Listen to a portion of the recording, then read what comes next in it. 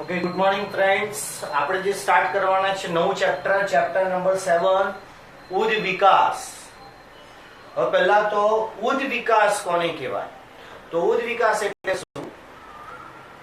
કે બદલાતા પર્યાવરણને આધારે સજીવો ક્રમિક રીતે પોતાના લક્ષણોમાં ફેરફાર કરે, જેને ઉદ વિકાસ કહેવાય. અને ઉદ વિકાસને આધારિત જ નવી નવી જાતિઓ અસ્તિત્વ ધરાવે છે. તો આજે પણ જોઈએ આપણી આસપાસ કેટલી બધી અલગ અલગ જાતિઓ અસ્તિત્વમાં છે, તેને કહેવાય ઉદ વિકાસ. હવે ઉદ વિકાસીય જીવ વિજ્ઞાન એ જીવન સ્વરૂપોના પૃથ્વી ઉપરના ઇતિહાસનો અભ્યાસ છે. તો ઉદ વિકાસ દ્વારા આપણે સમજી શકીએ કે ભૂતકાળમાં કોઈ એક કોષીય કે સરળ કક્ષાના સજીવો હતા અને તેમાંથી ક્રમિક રીતે લાખો કરોડો વર્ષોની પ્રક્રિયાને અંતે કેવી રીતે નવી નવી જાતિઓ અસ્તિત્વમાં આવી. તો ઉદ વિકાસીય જીવ વિજ્ઞાન એ જીવન સ્વરૂપના પૃથ્વી ઉપરના ઇતિહાસનો અભ્યાસ છે. લાખો વર્ષોથી પૃથ્વી ઉપર વનસ્પતિ અને પ્રાણીઓમાં થતા ફેરફાર સમજવા માટે આપણે જીવની ઉત્પત્તિ સંદર્ભ સમજ કેળવવી જરૂરી છે. કે આપણને એવો પ્રશ્ન એ થાય કે બધી નવી નવી જાતિઓ અસ્તિત્વમાં છે, એના કરતા પહેલા પ્રશ્ન થાય કે જીવની ઉત્પત્તિ કેવી રીતે થઈ, કે સૌપ્રથમ સજીવ કેવી રીતે નિર્માણ પામ્યો હશે, પછી આ જૈવ વિવિધતા કેવી રીતે અસ્તિત્વમાં આવી, પૃથ્વીનું નિર્માણ કેવી રીતે થયું, સૌપ્રથમ નિર્માણ પામેલ મનુષ્ય કયો હતો, મનુષ્યના પૂર્વજો કયા હતા. આવા અનેક પ્રશ્ન આપણા મગજમાં ઉદ્ભવે અને આ બધા જ પ્રશ્નના ઉત્તરો આપણને આ ચેપ્ટરની અંદર મળશે. તો વનસ્પતિ અને પ્રાણીમાં થતા ફેરફાર સમજવા માટે આપણે જીવની ઉત્પત્તિ સંદર્ભે સમજ કેળવવી જરૂરી છે. એટલે કે પૃથ્વી, તારા અને છેક સ્વયં બ્રહ્માંડનો ઉદ વિકાસ, કે પૃથ્વીનું નિર્માણ, તારાઓ શું છે, બ્રહ્માંડનો ઉદ વિકાસ કેવી રીતે થયો, લાંબી લાંબી અટકળબાજીઓ અને પૂર્ણ કાલ્પનિક વાર્તાનો ક્રમ સાંભળવામાં આવે છે. આ ગાથા પૃથ્વીના ઉદ વિકાસના સંદર્ભમાં અને બ્રહ્માંડના ઉદ વિકાસની પૃષ્ઠભૂમિની સાથે જીવનની ઉત્પત્તિ અને જીવન સ્વરૂપો અથવા જૈવ વિવિધતાના ઉદ વિકાસની આ એક લાંબી પ્રક્રિયા છે, જે આપણે આ ચેપ્ટરની અંદર જોવાના છે. તો વાત કરીએ જીવની ઉત્પત્તિ. તો જીવની ઉત્પત્તિ, જ્યારે આપણે રાત્રે ખુલ્લા આકાશમાં તારાઓ જોઈએ છીએ ત્યારે આપણે વીતેલા સમયને જોઈએ છીએ. તો આપણે જો ખુલ્લા આકાશમાં જોઈએ તારાઓ, તો વીતેલા સમયને જોઈએ એવું કહી શકાય. કેમ? કારણ કે તારાઓ પણ શું છે, એક પ્રકારના બધા અલગ અલગ સૂર્ય છે અને તે તારાઓ વચ્ચેનું અંતર જે છે, પૃથ્વી અને તારા વચ્ચેનું અંતર પ્રકાશ વર્ષમાં માપવામાં આવે. આપણે જે વસ્તુ જોઈ રહ્યા છીએ તે એવી વસ્તુ છે કે જેમાંથી પ્રસ્ફુરિત પ્રકાશ, કે તારાઓમાંથી પ્રકાશ લાખો વર્ષો પહેલા ત્યાંથી આવ્યો, ઉદ્ભવ થયો હશે અને લાખો વર્ષો બાદ કે હજારો વર્ષો બાદ આજે આપણે તારાને ચમકતા જોઈ શકીએ છીએ. તેવી વસ્તુ કે જેમાંથી પ્રસ્ફુરિત પ્રકાશની યાત્રા લાખો વર્ષો પહેલા ત્યાંથી શરૂ થઈ અને તે આપણાથી અબજો એટલે કે 10⁻12 કિલોમીટર દૂર છે અને ત્યાંથી હાલ આપણી આંખ સુધી તેનો પ્રકાશ પહોંચી રહ્યો છે. તો તારામાંથી નીકળતો પ્રકાશ એ શું છે? ખરેખર ભૂતકાળ છે. જ્યારે આપણી આસપાસ નજીક જે આપણે વસ્તુ જોઈએ છીએ ખરેખર શું છે? આપણું વર્તમાન છે. તેથી જ આપણે જ્યારે તારાઓ જોઈએ છીએ ત્યારે આપણને વર્ષો પહેલાની ઝાંખી થાય છે. તો જીવની ઉત્પત્તિ બ્રહ્માંડના ઇતિહાસમાં એક વિશિષ્ટ ઘટના માનવામાં આવે છે. બ્રહ્માંડ વિશાળ છે અને તેના સંદર્ભમાં કહીએ તો પૃથ્વીનો એક કણ માત્ર છે. આપણે કહેવત છે ને કે આકાશની કોઈ સીમા નથી, એમ બ્રહ્માંડની પણ કોઈ સીમા નથી. બ્રહ્માંડની અંદર પૃથ્વી શું છે? નાનો અમથો કણ માત્ર છે. તો બ્રહ્માંડ જે છે 20 બિલિયન વર્ષ જૂનું છે અને બ્રહ્માંડમાં ઘણી બધી આકાશ ગંગાઓ આવેલી છે. એમાંની આપણી જે આકાશ ગંગાઓ કઈ તો મિલ્કી વે આકાશ ગંગા, મિલ્કી વે. અને આકાશ ગંગાની અંદર પણ શું છે? તારાઓ છે, વાયુઓ છે, ધૂળના વાદળો છે. અને પૃથ્વી એ બ્રહ્માંડની અંદર એક કણ સ્વરૂપ છે. હવે બ્રહ્માંડનું નિર્માણ કેવી રીતે થયું તમને ખબર છે? બિગ બેંગ વાદ. તો લાખો કરોડો વર્ષો પહેલા બ્રહ્માંડ લગભગ કેટલા વર્ષો જૂનું છે? તો 20 બિલિયન વર્ષ જૂનું છે. કે 20 બિલિયન વર્ષ પહેલા પ્રચંડ વિસ્ફોટ થયો અને ત્યારબાદ તેમાંથી અલગ અલગ ગેલેક્સીઓ, જેમ કે મિલ્કી વે આકાશ ગંગા છે, એવી રીતે અલગ અલગ ગેલેક્સીઓનું નિર્માણ થયું. એમાં એક ગેલેક્સી એટલે આપણી જેમાં પૃથ્વી આવી, મિલ્કી વે ગેલેક્સી એટલે કે આકાશ ગંગા. તો આકાશ ગંગાઓ, તારાઓ, વાયુ અને ધૂળના વાદળો ધરાવે છે બ્રહ્માંડ. ખરેખર તો પૃથ્વી એ બ્રહ્માંડનો કણ સ્વરૂપ છે. અને બિગ બેંગ વાત કોણે આપેલી હતી? તો સૌપ્રથમ જ્યોર્જ લેમેત્રે. જ્યોર્જ લેમેત્રે નામના ખગોળશાસ્ત્રીએ સૌપ્રથમ આ બિગ બેંગ વાદ આપ્યો હતો. અને બ્રહ્માંડની ઉત્પત્તિ સમજાવવાનો પ્રયત્ન તે કરે છે. આ એક વિશાળ અકલ્પીય ભૌતિક વિસ્ફોટને કારણે અલગ અલગ ગેલેક્સીઓનું નિર્માણ થયું છે. ક્લિયર? ત્યારબાદ હવે આપણે આગળ જોઈએ તો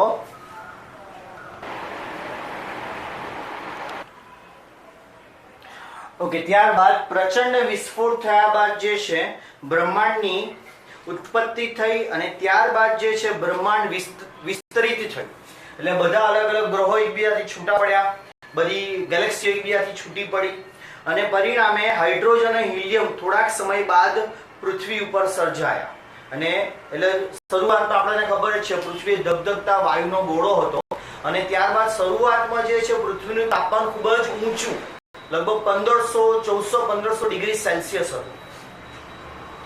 અને ત્યારબાદ જે છે આ વાયુઓ ગુરુત્વાકર્ષણને કારણે એકઠા થયા અને પ્રવર્તમાન બ્રહ્માંડની આકાશ ગંગાઓ અસ્તિત્વમાં આવી. આ વાયુઓ બધા ભેગા થઈને અલગ અલગ આકાશ ગંગાઓનું નિર્માણ કર્યું. જેમ કે મિલ્કી વે નામની આકાશ ગંગાની સૌરમંડળમાં 4.5 મિલિયન વર્ષ પહેલા ત્યાં પૃથ્વીની રચના થઈ હોય એવું માનવામાં આવે છે. તો મિલ્કી વે નામની આકાશ ગંગાના સૌરમંડળમાં 4.5 બિલિયન વર્ષ પહેલા પૃથ્વીની રચના થઈ હોય એવું માનવામાં આવે છે. શરૂઆતમાં પૃથ્વી પર વાતાવરણ નહોતું, ધગધગતા વાયુનો ગોળો હતો, તાપમાન પણ ઘણું ઊંચું, પાણીની બાષ્પ, મિથેન, CO2, એમોનિયા જેવા પીગળેલા દ્રવ્ય મુક્ત થયા અને તે સપાટીને ઢાંકતા ગયા. અને સૂર્યમાંથી આવતા યુવી કિરણોએ પાણીને હાઇડ્રોજન અને ઓક્સિજનમાં વિખંડિત કર્યા અને હલકો હાઇડ્રોજન વાયુ મુક્ત થયો. તો સૂર્યમાંથી આવતા યુવી કિરણોએ જે છે પાણીનું વિખંડન કરી એમાંથી હલકો હાઇડ્રોજન વાયુ અને ઓક્સિજન નિર્માણ પામ્યો.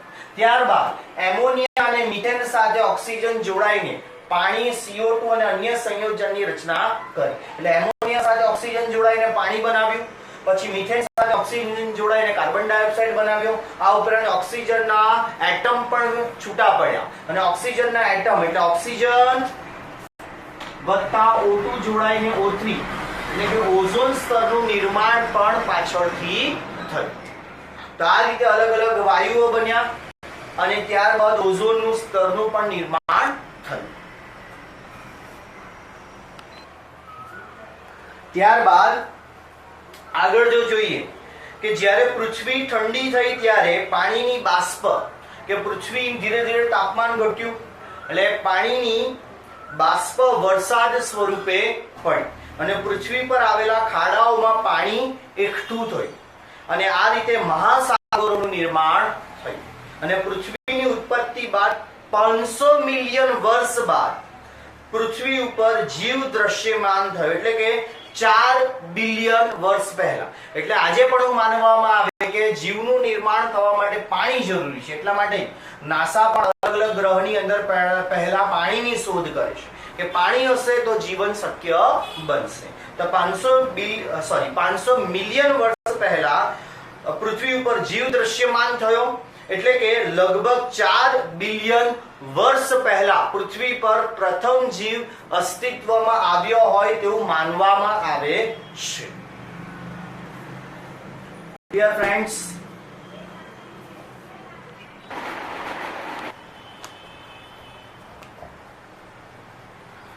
ઓકે, હવે જે છે કે જીવન ક્યાંથી આવ્યું, સજીવ જે છે આ પૃથ્વી પર ક્યાંથી આવ્યું, એવો આપણને પ્રશ્ન થાય. તો કેટલાક વૈજ્ઞાનિકો એવું માને છે કે જીવન જે છે બહારથી આવે, પૃથ્વીની બહારથી, કે પૃથ્વીની બહારથી જે છે ઉલ્કા દ્વારા ઉલ્કા પડી, ઉલ્કામાંથી બેક્ટેરિયા બહાર આવ્યા અને પછી ઉદ્વિકાસ થયો અને બધા અલગ અલગ સજીવ અસ્તિત્વમાં આવ્યા.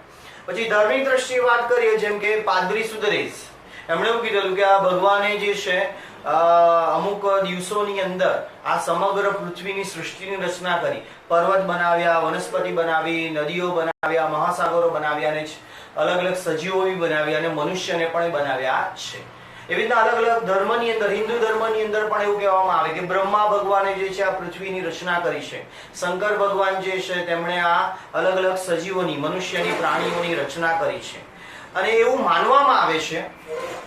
પરંતુ આ થિયરી સાયન્સ સ્વીકારતી નથી, કારણ કે સાયન્સને કોઈ પણ, વિજ્ઞાનને કોઈ બી થિયરીમાં શું જોઈએ? પુરાવાઓ જોઈએ. તો કેટલાક વૈજ્ઞાનિકો એવું માને છે કે જીવન બહારથી આવ્યું, કે જીવનના એકમો જેને સ્પોર્સ કહે છે, બીજાણુ, કે સ્પોર્સ આવ્યા પૃથ્વી ઉપર અને પછી એમાંથી, એ સ્પોર્સમાંથી સજીવો બહાર આવ્યા. પેન્સપર્મિયા એટલે કે થિયરી કહેવાય કે જીવન ક્યાંથી આવ્યું છે? બહારથી આવ્યું છે. એટલે કે અન્ય કોઈ જગ્યાએ પણ છે સજીવો અને ત્યાંથી જીવન જે છે આપણા પૃથ્વી ગ્રહ પર આવ્યું છે. પણ આ થિયરીને અમુક લોકો સ્વીકાર કરે છે, ઘણા લોકો એ થિયરીને સ્વીકારતા નથી. આ ઉપરાંત એવું પણ જોવા મળેલું ભૂતકાળની અંદર, વર્ષો પહેલા, કે જીવ સળતી અને કોહવાતી વસ્તુઓ જેવી કે ઘાસ અને કાદવમાંથી ઉત્પન્ન થાય છે. જેમ આપણે જો પાણીમાંથી કાંઈક દેડકો બહાર આવે, પાણીમાંથી મગર બહાર આવે, એટલે કે પર્યાવરણીય વસ્તુઓ જે છે, જે જીવંત નથી, એમાંથી એકાએક નવા સજીવો અસ્તિત્વમાં આવે છે.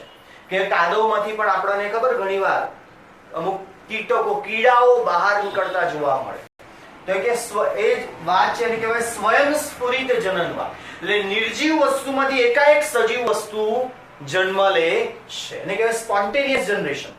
સ્વયંસ્ફુરિત જનનવાદ, સ્પોન્ટેનિયસ જનરેશન. આ વાતનો સ્વીકાર એરિસ્ટોટલ અને પ્લેટોએ પણ સ્વીકાર્યો હતો. પણ પાછળથી ફ્રાન્સિસ્કો રેડી નામના વૈજ્ઞાનિકે એક પ્રયોગ કરેલો અને આ સ્પોન્ટેનિયસ જનરેશન, સ્વયંસ્ફુરિત જનનવાદને તેને અપોઝ કરેલો, વિરોધ કરેલો કે એવું કંઈ થતું નથી. તો ફ્રાન્સિસ્કો રેડીએ શું કર્યું? એક ફ્લાસ્ક લીધો, એની અંદર માંસનો ટુકડો મૂક્યો, બીજો ફ્લાસ્ક લીધો, એમાં પણ માંસનો ટુકડો મૂક્યો, એક ફ્લાસ્કને ખુલ્લો રાખ્યો, બીજા ફ્લાસ્કને એને કપડાથી ઢાંકી દીધો. તો જે ફ્લાસ્ક ખુલ્લો હતો એમાં એને અમુક દિવસ પછી જોયું, તેના ઉપર એને માખીઓને એવું જોવા મળ્યું. તો એમાંથી એવું જોવા મળ્યું કે આ મીટના ટુકડામાંથી એકાએક બધી માખીઓ વિકસિત થઈ હોય એવું જોવા મળ્યું. જ્યારે જે ફ્લાસ્ક ઢાંકેલો હતો, જેમાં મીટનો ટુકડો હતો, એના ઉપર કોઈ માખીઓ જોવા મળી નહીં. તો ફ્રાન્સિસ્કો રેડીએ એવું કીધું કે સ્પોન્ટેનિયસ જનરેશન જેવું કંઈ નથી, કે આ મીટના ટુકડામાંથી માખી નથી આવી, પણ આ માખીઓ પોતાના ઈંડા મૂકી જાય છે આ માંસના ટુકડા પર અને પછી લાર્વા મૂકી જાય અને એમાંથી નવી માખીઓ જન્મ લે છે. અને જે કપડું ઢાંકેલું હતું, માખીને જવાનો અવકાશ જ નથી અંદર જવાનો, એ ઈંડા મૂકશે નહીં તો નવી માખી બનશે નહીં. એટલે સ્પોન્ટેનિયસ જનરેશનને આ રીતે ફ્રાન્સિસ્કો રેડી નામના વૈજ્ઞાનિકે વિરોધ કર્યો હતો. તો પણ જે પ્રશ્ન તો ઉભો છે, તો જીવન કેવી રીતે અસ્તિત્વમાં આવે?